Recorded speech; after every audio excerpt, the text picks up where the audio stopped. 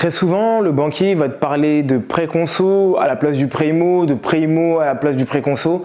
C'est pour ça qu'il faut que tu comprennes à travers cette vidéo les points qui sont importants à prendre en compte. Parce qu'il ne va pas y avoir les mêmes conséquences entre un prêt à la consommation et un prêt IMO tout simplement. Et les deux ne peuvent pas être utilisés de la même manière normalement. Donc à travers cette vidéo, je vais pouvoir t'expliquer tout ça. À tout de suite.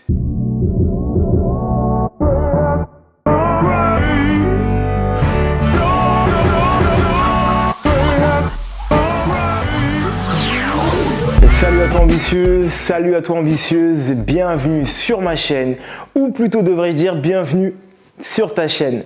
Je me présente pour ceux qui ne me connaissent pas, Roméo, je suis courtier en prêt immobilier. J'accompagne les particuliers et les investisseurs dans l'achat d'une résidence principale ou d'un investissement locatif.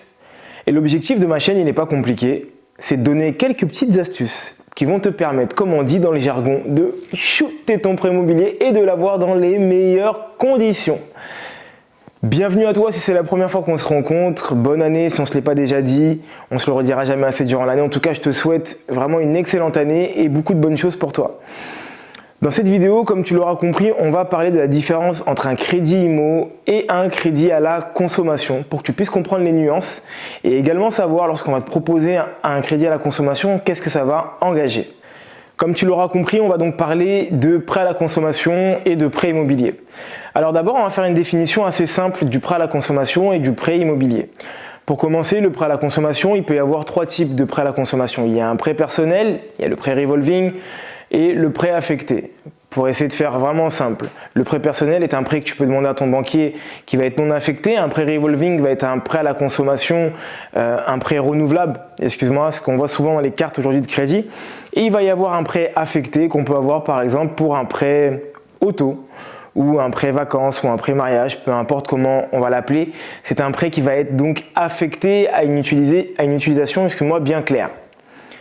Le prêt immobilier, tu commences à le connaître maintenant, depuis le temps que tu suis ma chaîne. Si c'est la première fois que tu la suis, je pense que tu dois également connaître ce que c'est un prêt immobilier, mais je te le redis quand même au cas où. Le prêt immobilier, ça va tout simplement être un prêt qui va être assujetti et affecté donc du coup à de l'immobilier, contrairement à un prêt à la consommation qui va lui être affecté à du mobilier ou du non factuel comme des travaux. Ça, on va le voir dans quelques instants. Lorsque ton banquier va te proposer un prêt à la consommation, il va falloir que tu connaisses toutes les nuances. Pour commencer, le prêt à la consommation est régi par la loi Lagarde 2010. Je t'invite à regarder sur internet, ça pourra t'expliquer beaucoup plus en détail en quoi consiste cette loi et en quoi consiste la loi qu'elle a sortie sur le prêt ou les prêts immobiliers et les prêts à la consommation. Mais pour faire simple, un prêt à la consommation va aller de 500 € à 75 000 € et ça va être un prêt qui va être affecté ou non affecté à du mobilier. Ça, c'est le point commun avec tous les prêts à la consommation, ils sont en rapport avec du mobilier. Et comme tu dois sûrement le savoir, un prêt immobilier va être affecté à de l'immobilier. Donc lorsque ton banquier va te proposer de payer tes frais de notaire avec un prêt à la consommation, chose qui est très souvent proposée en fin d'année, et d'ailleurs je te ferai une vidéo si bien sûr tu le souhaites, en rapport avec la période où il est propice d'acheter ou non, et ben cette proposition qui va te faire aura des conséquences. Il y aura plusieurs conséquences, on va en voir quelques-unes. La première, c'est que tu ne pourras pas être sur la même durée sur un prêt à la consommation que sur un prêt immobilier. C'est-à-dire que tes frais de notaire qui sont à hauteur de 15 000, 20 000, 25 000 € que tu auras payé à travers un prêt à la consommation, tu ne pourras pas excéder 120 mois, ce qui représente 10 ans. Alors qu'un prêt immobilier, tu peux aller jusqu'à 35 ans sans aucun problème. Ça, c'est le premier inconvénient.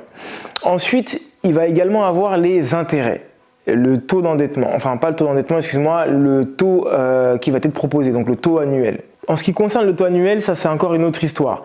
Mais il faut que tu comprennes que les prêts à la consommation ainsi que les prêts immobiliers sont régis par ce qu'on appelle le taux d'usure. Le taux d'usure est donc une information, un taux maximum à ne pas dépasser qui est donc imposé par la Banque de France de manière trimestrielle.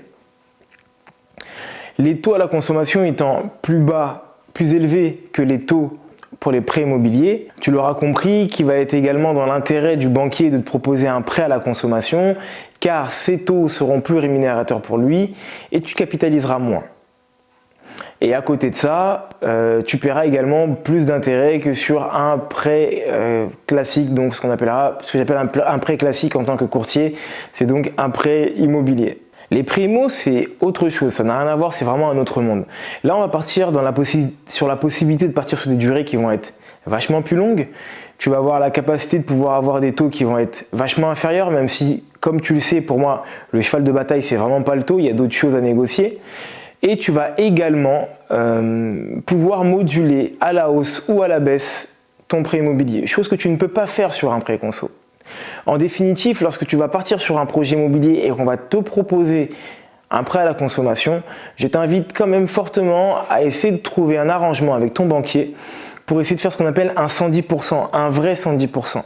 Que du début du premier euro jusqu'à la fin, on soit sur du prêt immobilier. Profite justement donc de ce levier qui est donc le prêt immobilier pour pouvoir acheter, pour pouvoir prendre une plus grosse enveloppe à travers ce prêt immobilier. Tu peux également, il y a quelques astuces qui le permettent, de pouvoir acheter du mobilier avec. Ça, c'est une autre vidéo si tu le souhaites. Et ça te permettra d'avoir beaucoup plus de flexibilité, beaucoup plus de visibilité et beaucoup plus d'options sur un prêt immobilier que sur un prêt à la consommation. Donc attention, il faut vraiment faire la nuance entre un prêt à la consommation et un prêt immobilier.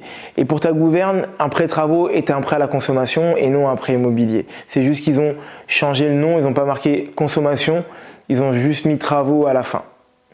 Mais on reste sur un prêt affecté et qui est donc certes en rapport avec de l'immobilier, mais qui n'en est pas réellement. Et voilà, c'est la fin de cette vidéo, j'espère qu'elle t'aura plu. Si c'est le cas, n'hésite pas à la partager à un grand nombre de personnes pour que tout le monde puisse en bénéficier. N'hésite pas non plus à y balancer un gros pouce. Et je t'invite à balancer quelques commentaires afin qu'on puisse échanger, ce sera avec grand plaisir. Qui dit nouvelle année, dit nouveau cadeau, qui dit également changement. L'année 2020, c'est l'année du changement pour toi, pour moi, pour nous tous. Plein de prêts immobiliers, bien sûr bien réfléchis et avec une bonne stratégie. Et pour ce fait, je te propose tout simplement les liens qui sont juste en bas. Ça te permettra de pouvoir programmer un rendez-vous téléphonique avec moi et on pourra voir ta situation financière.